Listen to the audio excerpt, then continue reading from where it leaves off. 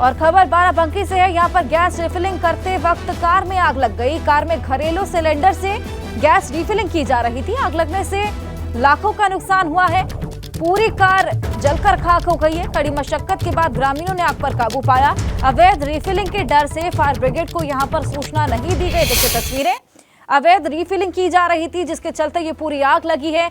ग्रामीणों ने बहुत ही मशक्कत के बाद यहाँ पर इस आग पर काबू पाया। आपको बता दें कि आग लगने से जो पूरी गाड़ी थी वो भी खाक हो गई।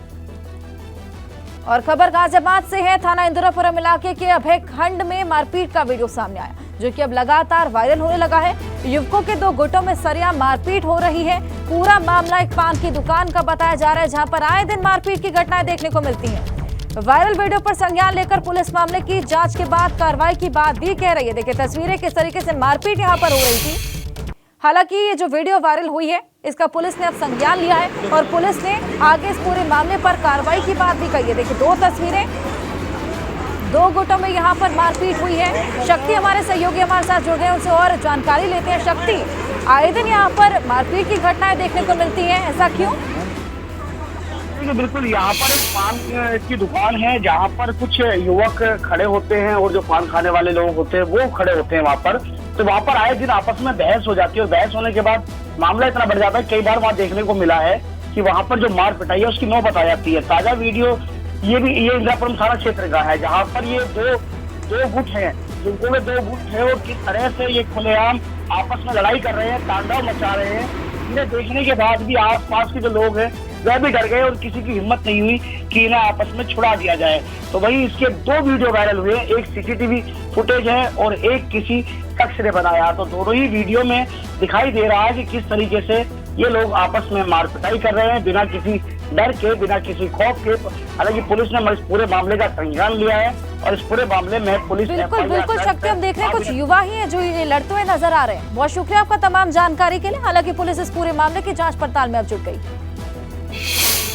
और चलिए बड़ी खबर बागपत से, उसका रुख कर लेते हैं। मकान और दुकान में भीषण आग लग गई है। यहाँ पर मौके पर फायर ब्रिगेड की टीम पहुंची हुई है, आग को बुझाने की कोशिशों में जुटी हुई है। आपको बता दें कि शॉर्ट सर्किट के चलते आग लगने की आशंका जताई जा रही है। बड़ौद कोतवाली इलाके के ठाकुर द्वारा की घटना देखिए तस्वीरें, किस तरीके से भीषण आग लगी है और फायर ब्रिगेड की टीम वहां पर पहुंची हुई है।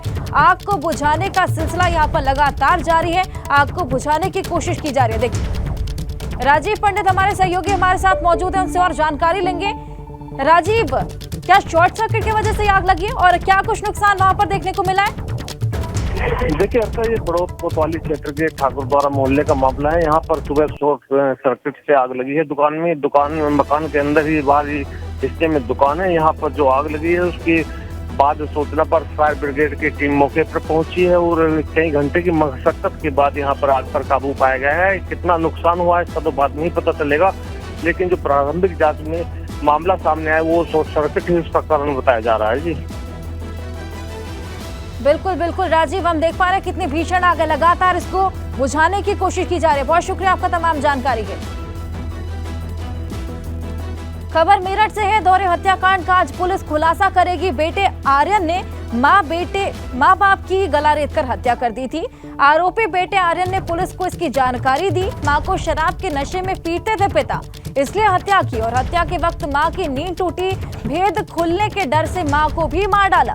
एक दोस्त के साथ मिलकर आर्यन ने वारदात को अंजाम दिया था। देर रात सभी को मैंगो शेक में नींद की गोलियां मिलाकर दी थी। तो आर्यन ने ये सभी चीजें कबूली है, ये जानकारी पुलिस को दी है। बेटे आर्यन ने ही मां बेटे की गला रेतकर हत्या की थी। दोहरा हत्याकांड का था जिसका पुलिस आज खुलासा करने वाली है। तो ये तमाम जानकारी बेटे आर्यन द्वारा दी गई। मां को शराब के नशे में पिता पीटते थे इसलिए हत्या की। हत्या के वक्त मां की नींद टूटी। भेद खुलने के डर से मां को मारा डाला। देखिए तस्वीरें दिखा रहे हैं, ये वही आर्यन है जिसने इस दोहरे हत्याकांड को अंजाम दिया और उसके बाद ये कबूलनामा भी किया है कि एक दोस्त के साथ मिलकर इसी ने इस वारदात को अंजाम दिया था।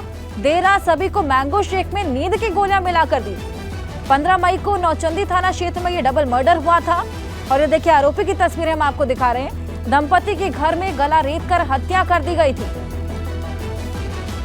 प्रमोद कर्णवाल पत्नी ममता कर्णवाल की यहाँ पर हत्या की गई। ये दोहरा हत्याकांड, ये देखिए तस्वीरें, आरोपी की तस्वीरें हम आपको दिखा रहे हैं। ये बेटा है आर्यन, जिसने अपने मां और बाप की यहां पर हत्या कर दी और बताया कि मां को शराब के नशे में पिता पीटते थे, इसलिए हत्या की। सुधीर हमारे सहयोगी हमारे साथ और जानकारी के साथ जुड़ गए हैं। सुधीर, क्या कुछ और जानकारी मिल पा रही है इस पूरे मामले पर? देखिए हंसा, जब ये दोहरा हत्याकांड कल ये प्रकाश में आया, उसके बाद से पुलिस जब इन्वेस्टिगेशन शुरू करी और आसपास के सीसीटीवी कैमरों की फुटेज उठाई और वहाँ की जो बीटीआर है वो उठाई कि कौन कौन से मोबाइल नंबर सक्रिय थे। उनके बेटे के मोबाइल नंबर की लोकेशन तय की गई। तो पहले उनके बेटे ने बताया था कि रात को सोमवार को वो आया था और रात को 8 बजे वो यहाँ से चला गया था, लेकिन जो उसके मोबाइल की लोकेशन थी वो यहीं पर मिल रही थी रात में, और जो सीसीटीवी कुछ फुटेज खंगाले गए उसमें भी उसकी लोकेशन यही मेरठ में ही मिल रही थी।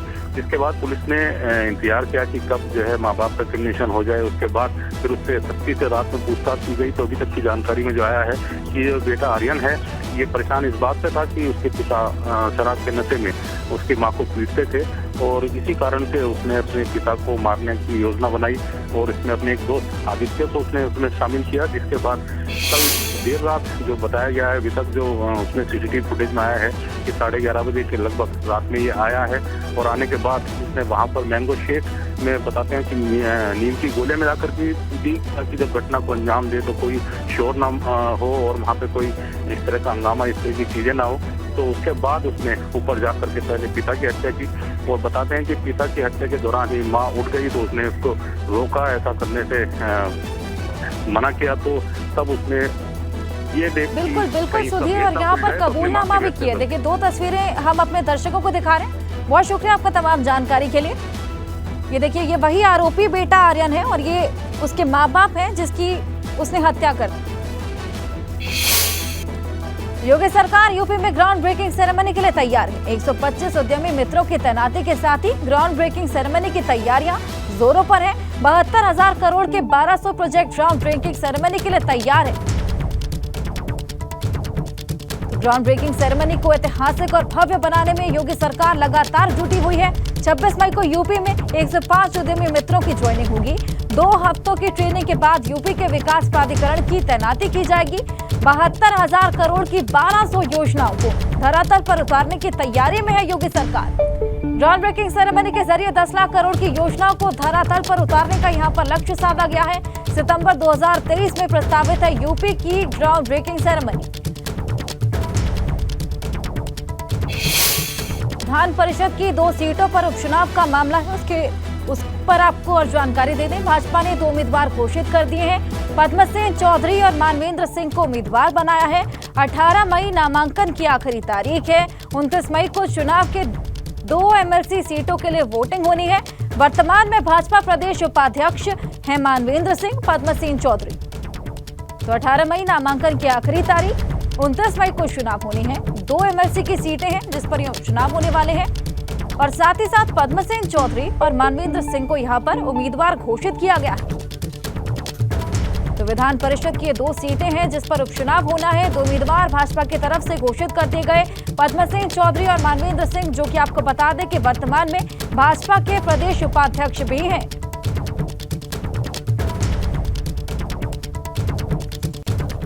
और खबर बाराबंकी से है। यहाँ पर गैस रिफिलिंग करते वक्त कार में आग लग गई। कार में घरेलू सिलेंडर से गैस रिफिलिंग की जा रही थी। आग लगने से लाखों का नुकसान हुआ है।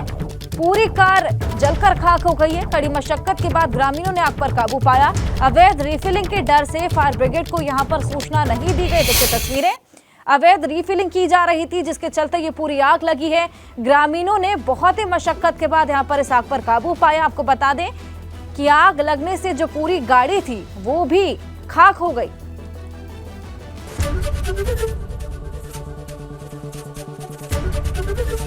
एबीपी गंगा, खबर आपकी, जुबान आपकी।